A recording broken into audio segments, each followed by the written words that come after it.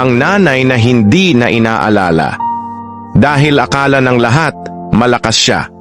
Nasanay na silang malakas ako. Nasanay silang kaya kong dalhin ang lahat. Kaya kahit pagod na ako, walang nagtatanong kung okay pa ba ako. Kahit ilang beses na akong umiiyak sa gabi, walang nakakapansin. Kahit ilang beses ko nang gustong sabihin na hindi ko na kaya, lagi kong iniisip, kailangan kong kayanin.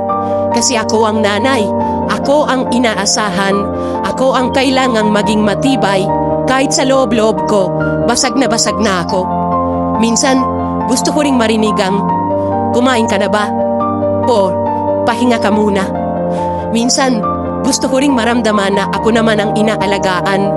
Pero alam ko, sa dulo, kahit anong pagod ko, kahit anong sakit, kahit anong bigat, hindi ko kayang bumitiw.